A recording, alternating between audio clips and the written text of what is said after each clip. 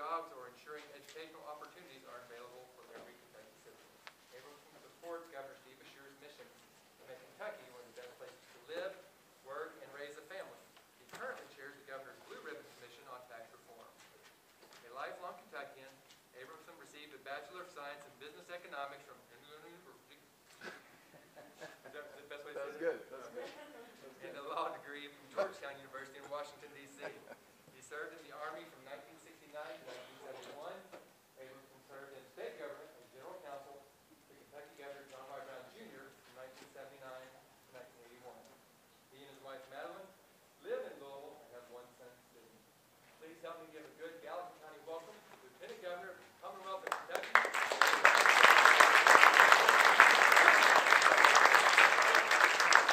Good morning, everybody. How we doing? Everybody,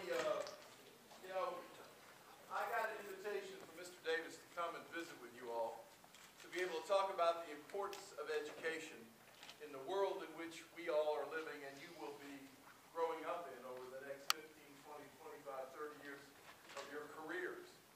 How many of you all will be the first to go to college in your family? First one to go to college.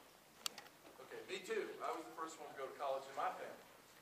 And it's pretty daunting, because folks really don't have a background or an experience of having gone to college, and you begin to get a little nervous about the difficulties that exist in terms of going to college without having a backup with your mom and dad, or your mom or your dad or your grandparents who have had an experience in college. How many of you all are thinking about going into the military upon graduation? A couple of you? And that gives you an opportunity to not only have a good experience of several years, but also generate a lot of money to be able to help you go to college when you come back. Training in the military is always a great experience. I want to talk to you about the importance today more than ever before that you continue your education. I'll give you a perfect example. We've had some real difficulties in this country as of late in terms of unemployment, in terms of the economic recession that businesses and governments have had to deal with. But if you're a college graduate, although unemployment is high in America, if you're a college graduate in America today, the unemployment rate of college graduates is 3%. The unemployment rate for those who went and graduated from a 2-year community college is 7%. The unemployment rate of a person who has graduated high school and not gone on for any additional education is 10%.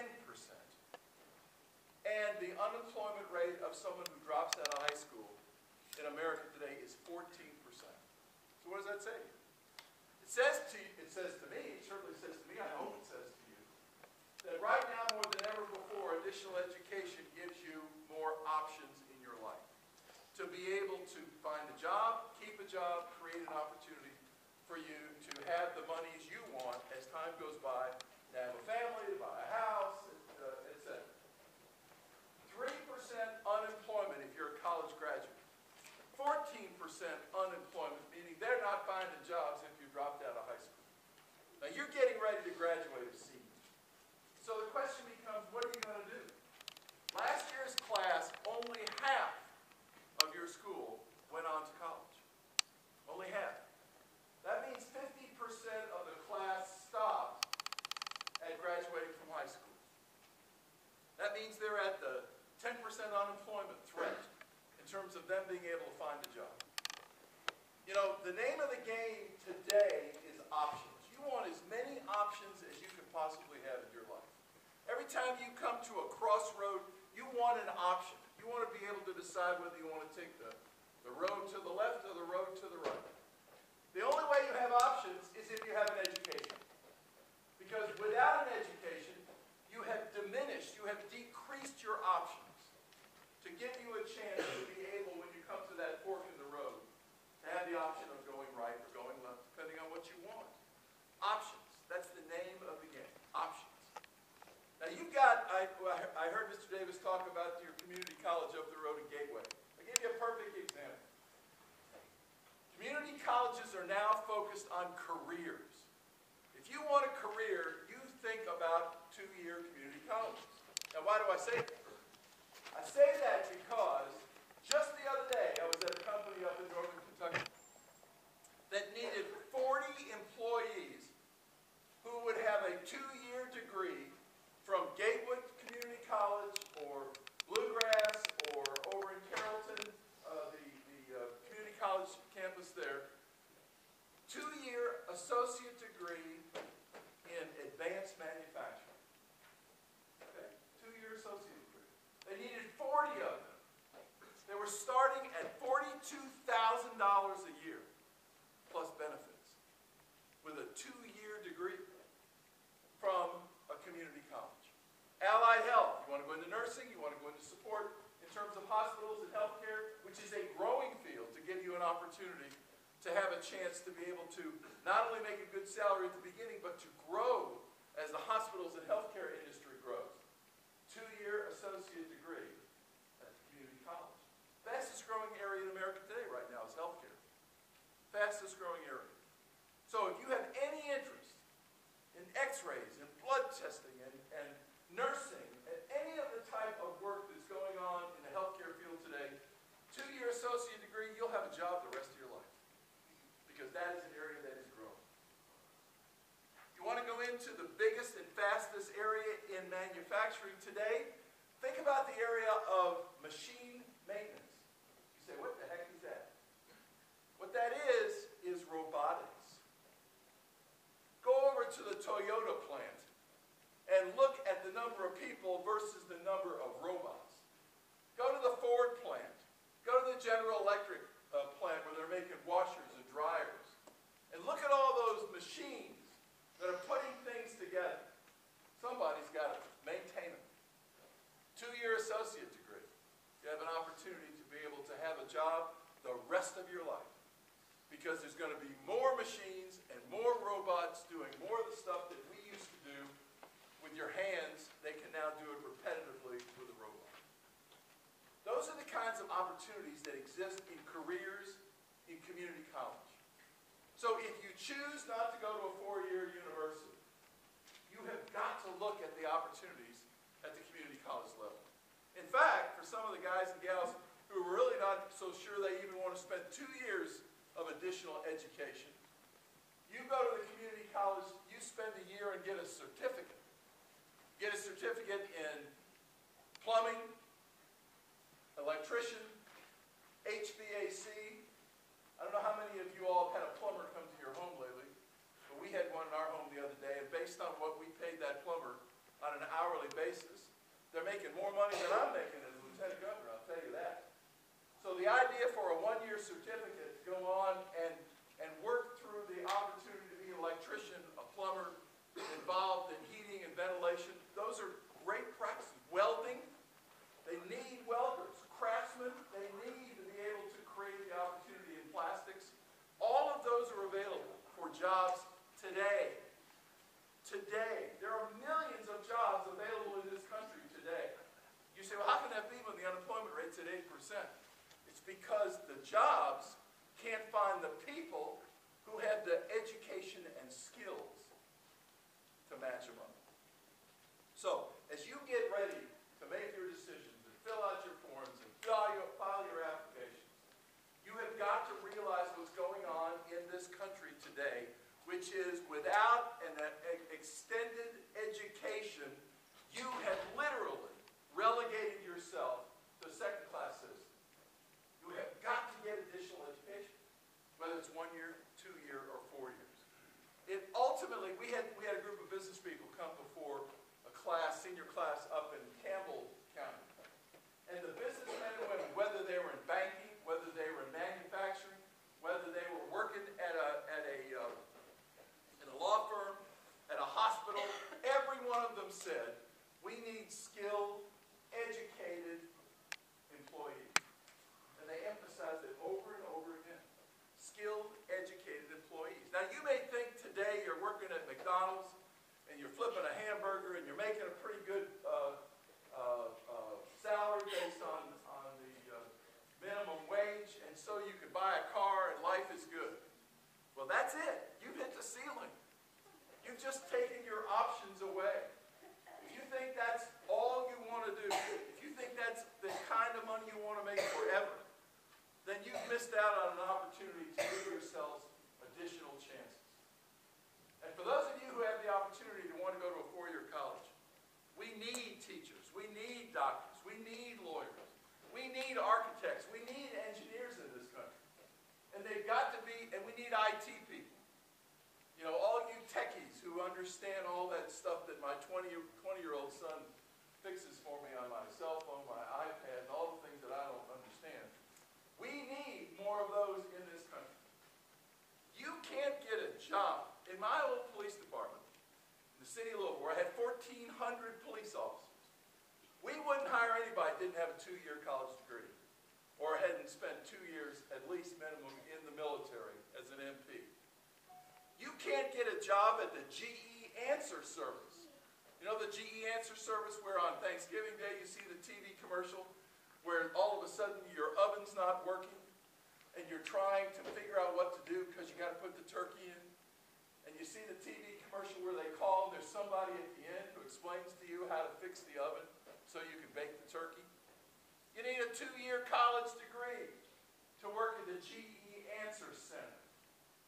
So we're not talking about should you go to college, should you continue your education.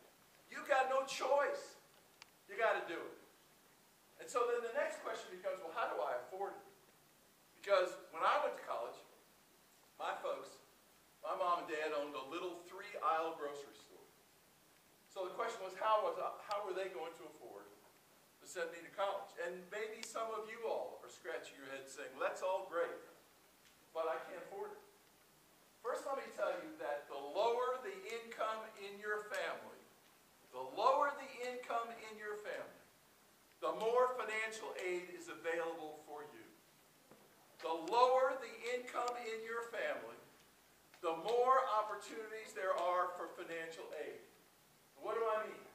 The FAFSA forms that Mr. Davis talked about is so important to be able to get those submitted. The KEYS money that we have at the state to be able to give to you, you'll hear about that from the KEA group that'll be in here. But when you start talking about federal Pell Grants, which are available for low-income families, grants, notice I said, when you start talking with colleges and universities about work-study programs, you know, a lot of young people don't realize, I don't know how many of you might not realize, that when you go to college, it isn't from 7:30 in the morning till 2:30 in the afternoon. It's not that kind of an experience as you have in high school. It's an experience that you pick the classes you want. So you might pick your classes to go to 1 o'clock, 2 o'clock, and 3 o'clock in the afternoon for your 3 one-hour courses. And your whole morning is free. And the next thing you know, the college or the university is providing you with an opportunity to work during the morning or work during the afternoon. The chance to have that work-study program. Universities and colleges are doing everything they can to provide financial support for you. Some are grants. That means you don't have to pay them back. Some are low-interest loans. That means you do have to pay them back, but you don't pay them back until you graduate, then you pay them back over time. All of those dollars are available. The lower the income of your family, the more money is available. So when someone says to you, when I was in college, I worked at a hotel. Took my classes in the morning. 3 o'clock, I showed up at the hotel at the front desk. I worked there till 11 o'clock at night. Went home, studied, got up, went to class, and did it again because I needed the dollars. The opportunities to work at these locations, or if you're at the community college and you're staying at home, the opportunity to have a job in your home, in your hometown here in Gallatin County, and still run up the road to take a class or 2 or 3 as you're developing an opportunity to get your degree. All that is available. And also remember that if you go to the community college, I gave you examples of manufacturing degrees, allied health degrees, nursing degrees, IT degrees. You can go to a community college for 2 years, and all of the basic core courses that you take will automatically move on to the 4-year college if you choose to go on for a 4-year college degree. So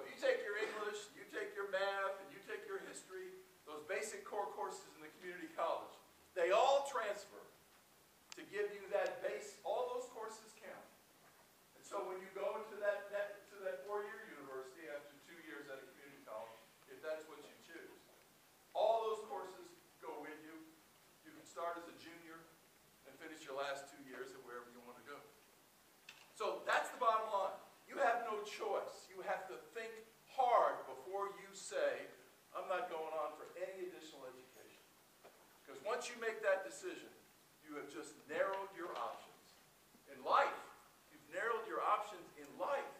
And you've made a decision that you simply are not going to be able to have options as time goes by because you don't have the resume, you don't have the experience, and you don't have the education to give you the wherewithal to go forward. That's important stuff, folks. And let me tell you, in other countries around this world, and I know you hear that all the time, they are studying 6 days a week. They are studying morning, noon, and night. They are focusing on the opportunity to then, when they graduate, come to our colleges. And when you talk about competition, we're not talking about just a business in Gallatin County competing with a business in Owen County, or in Louisville, or in Lexington, or in Cincinnati.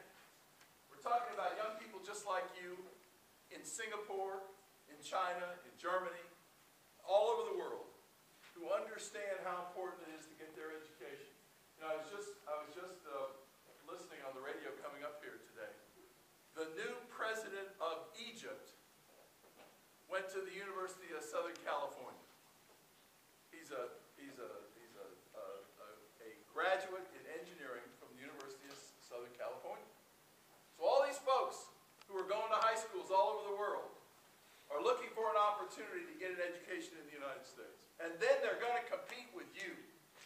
They're going to compete with the businesses where you are located. And we've got to be ready as a nation. So there's an awful lot of folks counting on you. And so there's no reason why you shouldn't have the chance and the desire to go on for additional education. And now's the time to make the decision. Talk with your folks. Make sure you take advantage of all the free assistance that's being given to you about the FAFSA forms, college admission forms. All that's available. You've got a counselor that understands. You've got a principal who's focused, trying to ensure that you have that chance to go on for additional education. Now talk to me about concerns that you have, because I sort of gave you a broad brush perspective on the way I see it as I travel around the state and the nation. What concerns you? What's going to hold you back from going on to a 1-year certificate, 2-year associate degree, or a 4-year university experience? What's going to hold you back? What are some of the questions that you have?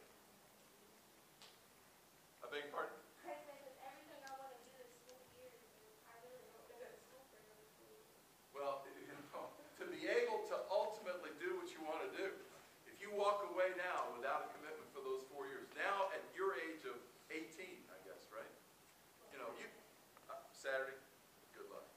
Happy birthday. The fact is, you're going to have to make that commitment. I mean, you know, life is tough.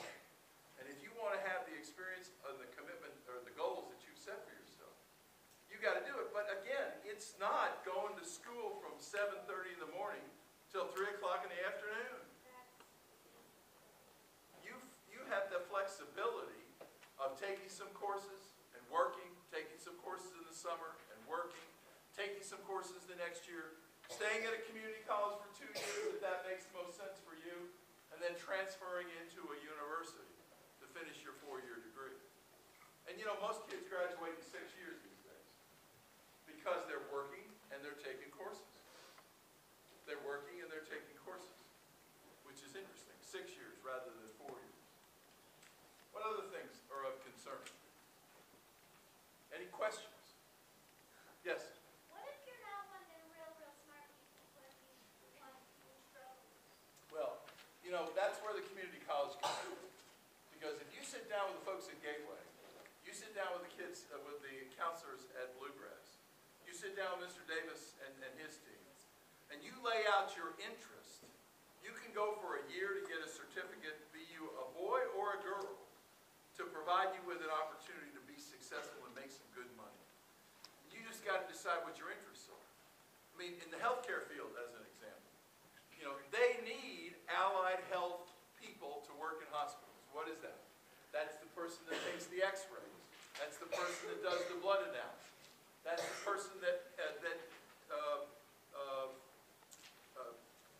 connects you in as you're coming into the hospital and works with you to leave and sets up your next appointments. All those are really important positions.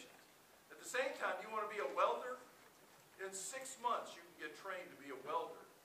And they're paying $27 an hour. What if you don't want to do something like that other than like small colleges where you want to? Well, like what? I don't know, like I was thinking maybe just a vet tech or maybe. Vet tech? No problem. Or what about just like Beg your pardon? power reading? Yeah, well, that's right. You want to be involved with animals. What about when they speak different languages? If you have the capability to go into a language school, there's an opportunity there for you also. Because we need more and more people, especially some of the more difficult languages. If that happens to come to you easily, that's a really good opportunity to have a job forever, working with businesses that are international in scope. You go over to American Stainless over in Carrollton, they're doing work all over the world, and they're owned by a company outside the United States. So the opportunity to work in that field is really available. Yes, sir?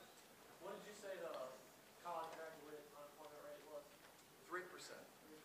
Okay, how do you know that the people that are getting jobs after they graduate college are getting jobs in their major that they went to college for? The question is, what is the percentage of unemployment among college graduates? And I answered 3%. And then the gentleman asked, well, how do you know that if they're a history major, they're getting a job that uses the history experience? Or if they're an engineering major, they're getting a job in engineering? The more technical your field, the more opportunity you'll have, IT, engineering, etc., to go right into it. The more general your field, if you go to Thomas More, or Center College, if you go to Transylvania or Bellarmine, you go to one of the really small schools that are working with you to be an arts and science major. So you come out as a history major or a philosophy major. You know, the question is, what do you do with that? And what you find from business CEOs is they're looking for bright people to come into their business, and they will train you to be a banker.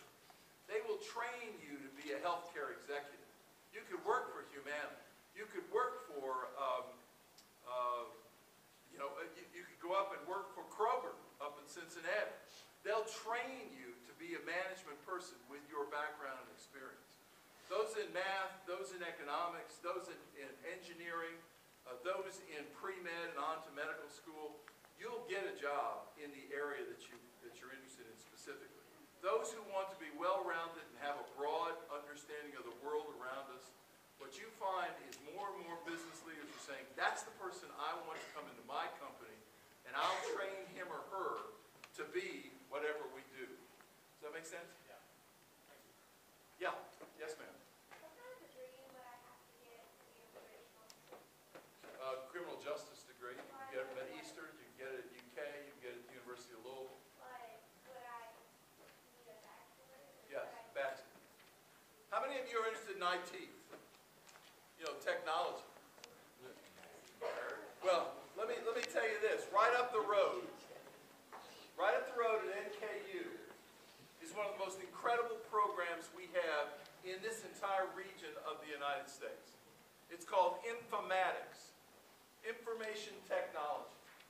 If you want to literally assure yourself of a job, they can't graduate enough students out of the informatics school to take the jobs that people are coming, that businesses and government is coming there to hire. For example, you get a graduate degree in cyber technology, and you go to work for the Defense Department to be able to fight off all those that are trying to break in to all of our defense codes. You get a job in cyber technology. You go to work at Procter & Gamble for all those companies around the world that are trying to find out what Procter & Gamble uses to make this product or that product. That whole IT area, that technology area, if you have an expertise in that, don't miss the informatics program. It's only been in existence for a couple of years. It's got its own building at the Northern Kentucky University campus. Check that out. It is really special, and you will have an opportunity to choose. You'll have options for positions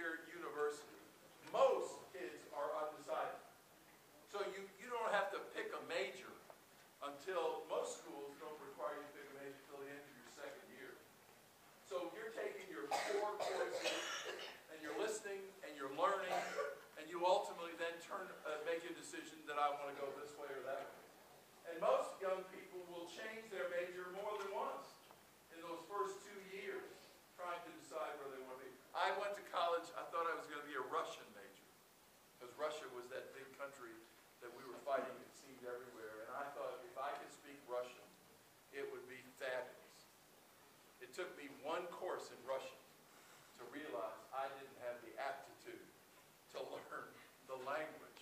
So I had to change my major. Now, I didn't have to declare until my second year, but in my mind, I was a Russian major. You know, it didn't work out. So I switched. So it's those kinds of things. Yes? Can I do any of it with an associate's degree in criminal justice? Can I go anywhere with that? Well, you have to check, you know, whether the corrections facilities, the prison system, the probation program, the Department of Justice in the state of Kentucky, that's the website to get on and ask that question. The Department of Justice. Okay. Anybody else? Okay, so the bottom line, folks, is obviously the decision is yours. You know, it's the old you can lead a horse to water, you can't make him drink. So, Mr. Davis, your principal, everybody's focusing you toward why you should be looking to continue your education, where the opportunities are for you to continue your education, where the financial support will be to continue your education. But ultimately, the personal responsibility is yours. And when you look back 10 years from now, if you make the decision not to continue your education, and opportunities come up, and as you knock on those doors for interviews and they say, do you have an associate's degree? And you say no, and they say, well, then we're not interested. You know, do you have a certificate, one-year certificate to be able to work in the field of electricians or plumbing? And you say no, then they say we're not interested. 10 years from now is too late. Next year, you've got to be investing yourself in a continued educational experience. And if you pass up on that, unless you're going into the military, which gives you an opportunity for a couple of years to figure out what you want to do and also travel the world. If you make the decision not to go forward, then that's it. And that's your decision. It's not your mom's, it's not your dad's, it's yours. Especially for those of you that were like me who don't have parents pushing you to go to college. You know, because they never went, they don't think it's that important. There was a time in this country where you didn't need a college degree. You could go to a Ford Motor Company and you could put in a nut and a bolt on a car every day, make a good salary, and raise your family without a college degree. Those days are over. You're going to work at a manufacturing position, you better have a background in some understanding of mathematics. You better be prepared to be able to communicate as a team, because those are the kinds of things that are required. And that's what a 2-year associate degree ultimately gives you that opportunity, and certainly a 4-year college degree. To go on to be a doctor, to go on to be a teacher, to go on to be a lawyer, to go on to be a veterinarian or a vet tech, any of those kinds of programs, a pharmacist. You want a job for the rest of your life? You know what the starting salary of a pharmacist is today? You go to the University of Kentucky, which is the school of pharmacy in this state. You graduate from that school, I think it's a 3 years experience after 4 years of college, if I'm not mistaken. It might be two. Okay, you know what the starting salary is? How about $100,000 a year? Now you're going to be working at Kroger's, you're going to be working the night shift, or at Walmart, the night shift, but the point is, as the aging population grows, more and more pharmacists are needed. And so there's only one major pharmacy school in the state of Kentucky. Sullivan has one in Louisville as a private school. There's only one public university. $100,000 starting salary. All you got to do is be interested in science and math and science and more science. And if that's your forte, go be a pharmacist and live happily ever after, because that's where the action is. All right. So pharmacy, engineering, teaching, those are areas. Healthcare, those are areas that will always need qualified, experienced young people to fill the jobs that all of these 60, 65-year-olds are getting ready to retire. We've got to have folks that are educated and ready to go. Any other thought? Yes, sir. What's more important, doing what you love to do or doing something more important, doing something you love to do or doing something for the money? If you can find a job that matches up to your passion, then it's not a job every day that you get up and go to work. If you're a teacher and you love teaching young people and you love seeing them mature and you love seeing them go on to college, that's a passion. So when you get up every morning to go teach at the high school in Gallatin County, it's not a job. It's something you love and something you are involved in. You're willing, quite often, you're willing to pass up on some money that you might have been able to get in another profession because you have a passion for kids. Okay? So the best thing you can do is match your passion with a job opportunity. That's the best. Now, you know, my son had a middle school teacher. He had 2 kids in college. He loved teaching math. He got up in the morning, this man, and delivered newspapers to pick up some extra money. He stayed after school on his own time and helped kids like my son with assistants who was having trouble with math after school. And on the weekends, he had a business that catered food to events. He did all of that because he had 2 kids in college. He had to be sure that they were going to get their education, but he had a passion for teaching. And so he was willing to get up at 4:30 in the morning and deliver papers, then come in and teach, stay after school to work with a kid, and work on the weekends with a business that would cater just so he could have his passion and his job be one and the same.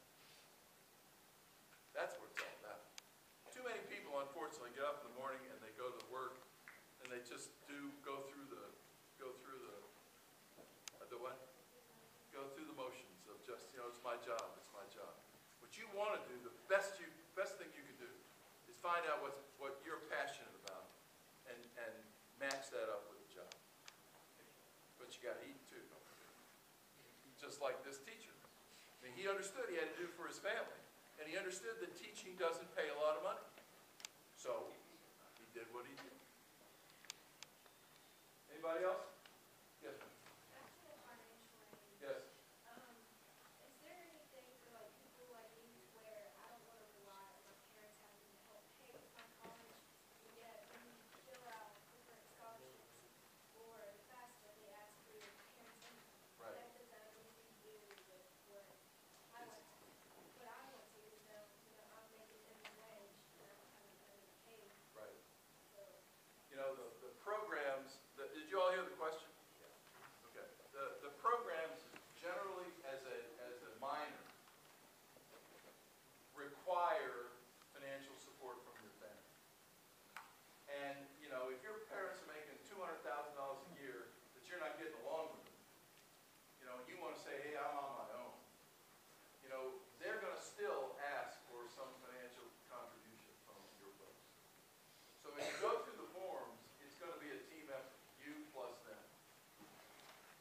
I'm not familiar, maybe you can help me, Mr. Davis. I think that is required as a part of the entire process. For example, in the KEYS funding, you all know what that is?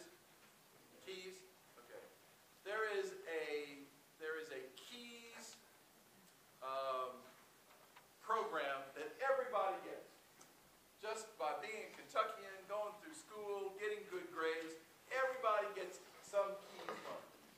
There's also a pool of funds that are available only for low-income families. So you get your KEYS, and in addition, you can pick up some additional funds for low-income family members. And that money runs out the quickest. Okay? I remember my son asking me the question, why am I getting KEYS money when you and mom can afford to send me to college? And the answer is, it's available for everyone. No matter how much your folks make, you get the KEYS money. But then there's another pool just for low-income families. And those run out very, very quickly, but they ask for your parents' financials. So it's a very different, if you want to do that, I'm not sure you can.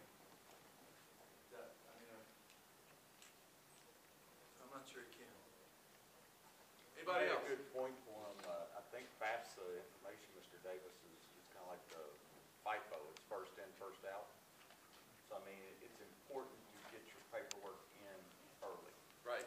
especially on those KEYS funding for lower income families, especially. KEYS will be there for everybody, but that low income addition is only at a certain amount, and after that, first come, first serve, whoever gets it in gets the opportunity to get those dollars. And then it's over. Which I personally think doesn't make any sense. Seems to be like KEYS money ought to be available for kids who need it, and kids who don't need it, I'm not sure. But the legislature felt that everybody in Kentucky should have those dollars, and that's the way it is.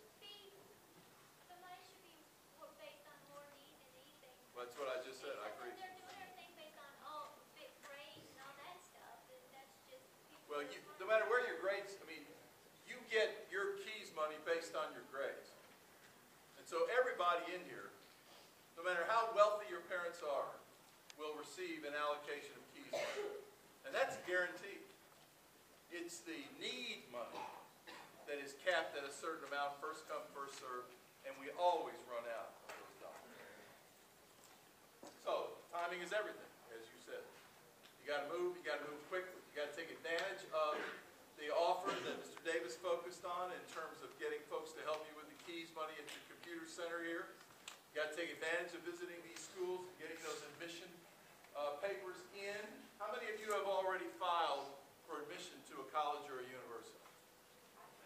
That's great. That's great. How many of you are still working on it and need some help?